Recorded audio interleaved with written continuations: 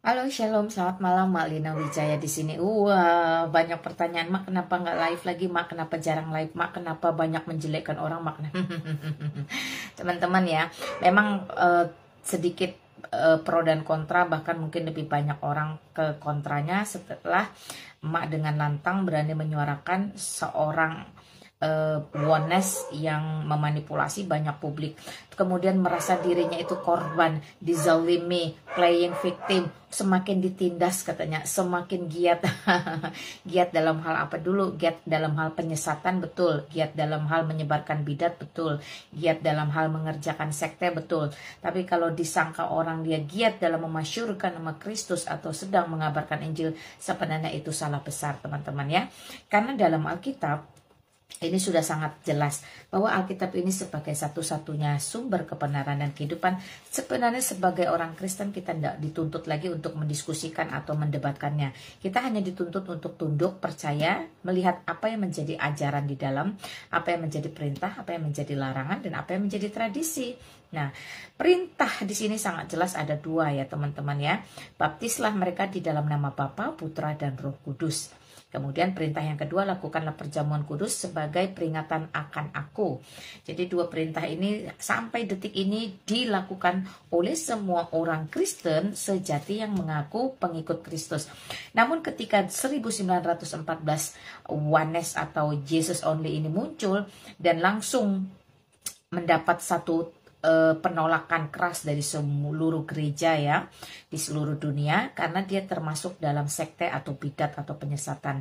Itu sebab ketika emak pertama kali berteriak atau buka mulut tentang bidat, tentang oneness ini yang dilakukan oleh seorang YouTuber ya, yang cukup banyak penontonnya, sehingga dia memanipulasi penonton, memanfaatkan penonton, dan juga memanfaatkan para narasumber yang waktu itu membantu di ruangan dia. Akhirnya terbongkar, maka terjadi pertentangan. Wah, emak kan cuman iri, wah emak kan cuman ini, wah emak kan nggak apa-apa.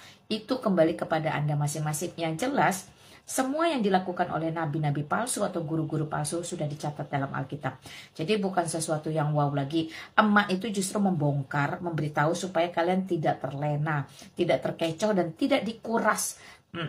Tidak dikuras apanya, Mak? Ya, daripada kalian dikuras emosinya, juga kalian tidak menambah pengetahuan bahkan pemahaman yang salah, justru memberikan support atau koin atau cuan kepada orang yang kurang tepat. Lebih baik kalian berpikir ulang. Bukannya emak itu cuma menghakimi, bukannya emak itu tidak memiliki kasih. Teman-teman, kasih tidak identik dengan pembiaran, kasih tidak identik dengan kompromi, kasih juga tidak identik dengan toleransi. Ya katakan ya, tidak katakan tidak. Kalau memang dia bidat, sekte, penyesatan, kita harus berani tegas mengatakan itu. Mak, kenapa nggak tegur secara pribadi dengan kasih? Sudah dilakukan 1 tahun yang lalu, sudah jauh-jauh hari dilakukan, bukan hanya oleh emak, oleh banyak senior-senior, Sofiatul, Jeki Sembiring, Pastor Cipto, dan lain sebagainya. Jadi teman-teman harusnya mulai peka jeli. Kenapa kami para narasumber tersebut menarik diri sudah sejak bulan Februari, satu persatu menarik diri, tidak mau lagi seruangan dengan penyesat. Perhatikan teman-teman. Jadi prinsip-prinsip Alkitab dalam Matius 18 ayat 15, 16, 17 itu sudah dilakukan. Ditegur dengan kasih orang per orang sudah, ditegur oleh 2, 3, 4 orang juga sudah. Yang terakhir harus kita publish, sampaikan kepada jemaat bahwa ini adalah sekte, ini adalah bidat, ini adalah penyesatan. Karena seorang M ini dengan teman-temannya adalah penganut paham oneness. Nah, paham oneness itu apa, Mak? Paham oneness itu adalah paham yang menolak ya, menolak substansi atau hakikat Allah Bapa dan Allah Roh Kudus. Jadi yang ada di dalam pikiran mereka itu semuanya Yesus, Yesus, Yesus. Yang mati di atas kayu salib itu adalah Bapa, Roh Kudus, dan Yesus. Semuanya jadi satu. Setelah naik ke atas Yesus Kristus, lalu nanti turun lagi Yesus Kristus itu ke dunia dalam bentuk Roh Kudus. Jadi semuanya serba Yesus, Yesus, Yesus, Yesus. Hanya karena berpatokan pada satu ayat. Aku dan Bapa adalah satu. Ehad. Perhatikan teman-teman. Mungkin hanya mengutip sedikit dari Kejadian pasal 1 ayat 24. Laki-laki akan meninggalkan ayah dan ibunya, kemudian menjadi satu dengan istrinya. Kata satu dalam bahasa aslinya adalah ehad. Perhatikan teman-teman. Lalu ketika laki-laki dan perempuan ini menjadi satu, apakah mereka lantas menjadi sama atau serupa? Perhatikan. Tentu tidak. Laki-laki tidak langsung menjadi perempuan memiliki rahim, dan perempuan juga tidak langsung menjadi laki-laki memiliki kumis, jambang dan sebagainya. Satu di sini adalah tentang bagaimana kesatuan mereka, kebersamaan mereka dalam beribadah, sebuah pernikahan, dalam penyembahan kepada Kristus, dan dalam segala macam bentuk kebenaran yang tunduk di bawah otoritas Allah. Jadi satu tidak identik dengan sama. Itu saja sederhana sebenarnya teman-teman ya. Dan yang lebih penting, ketika teman-teman mengatakan bahwa Allah itu kasih, dari mana kita tahu Allah itu kasih? Oh, ketika dia menciptakan dunia, dan sebelum dunia diciptakan, sebelum manusia diciptakan. Dari mana kita bisa tahu Allah itu kasih? Oh, ketika dia menciptakan surga, malaikat dan sebagainya. Sebelum semua itu ada, dari mana kita mengetahui bahwa Allah itu kasih? Tentu dari Allah Tritunggal, bagaimana Bapa mengasihi Putra, Putra mengasihi Roh Kudus, dan seterusnya. Jadi Allah itu kasih, substansinya, hakikatnya satu ehad dalam keilahiannya, namun memiliki 3 pribadi yang bisa dibedakan namun tidak bisa dipisahkan.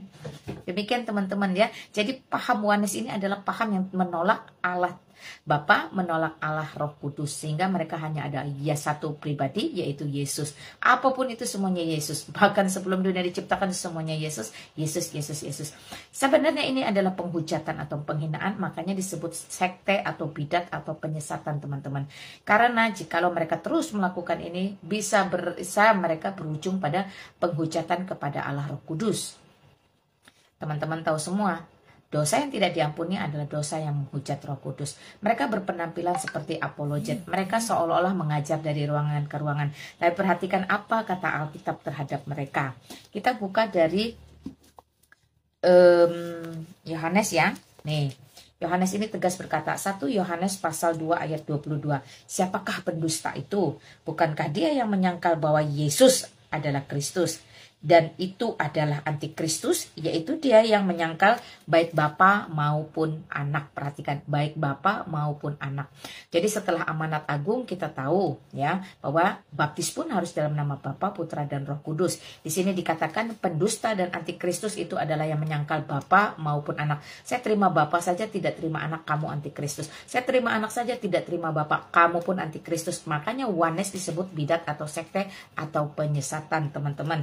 Jadi perhatikan, ada tertulis juga di dalam Alkitab jelas mengatakan bahwa ada 3 yang bersaksi, Bapa, Firman, dan Roh Kudus di surga. Dan mereka itu adalah satu atau ehad. Perhatikan. Jadi doktrin Allah Tritunggal itu sudah final di dalam Alkitab dari Kejadian sampai Wahyu. Ketika kalian berusaha mengkudetanya, berusaha mengkorupsi Alkitab, sejatinya kalian adalah penyesat atau bidat atau sekte. Kita dengar apa yang dikatakan Paulus kepada para penyesat ini dari 2 Korintus 11 ayat 4. Jadi kita jangan toleransi, jangan kompromi, jangan menutup-nutupi teman-teman ya. Jangan mengasihi, tapi apa yang dikatakan, sebab kamu sabar saja jika ada seorang datang memberitakan Yesus yang lain daripada yang telah kami beritakan, atau memberitakan kepada kamu roh yang lain daripada yang telah kamu terima, atau Injil yang lain daripada yang telah kamu terima. Jadi pertanyaannya, Yesus Kristus yang mana, Injil yang mana yang diberitakan oleh kaum bidat oneness, Mikana dan kawan-kawan? Kita tidak tahu, karena sejatinya guru-guru palsu, nabi-nabi palsu itu sudah dicatat dalam 2 Petrus pasal 2 ayat 1 sampai 22. Teman-teman, nabi-nabi palsu cenderung datang dari luar kekristenan, tetapi guru-guru palsu itu cenderung datang di dalam kekristenan. Karena itu gereja dunia dan pemerintah sudah menetapkan bidat atau sekte-sekte di seluruh dunia ini ada sekitar 18-25. Salah satunya adalah oneness. Nah, kita dari sini teman-teman sudah tahu, sudah harus bisa mawas diri. Mereka yang menolak doktrin Allah Tritunggal, mereka yang menolak kemuliaan, kemahakudusan Allah Tritunggal, bahkan menghinakan Alkitab itu sendiri dengan meniadakan Allah Bapa dan Allah Roh Kudus, itu adalah penghujatan dan penghinaan. Nah, teman-teman sendiri bisa mencari banyak di dalam Alkitab. Tetapi di dalam Titus pasal 3 dengan keras dikatakan, ayat 10 dan 11, seorang bidat yang sudah 1-2 kali kau nasihati, hendaklah kau jauhi. Engkau tahu bahwa orang yang semacam itu benar-benar sesat dengan dosanya, yang menghukum dirinya sendiri. Titus pasal 3 ayat 10 dan 11. Kiranya teman-teman mulai paham dari sekarang.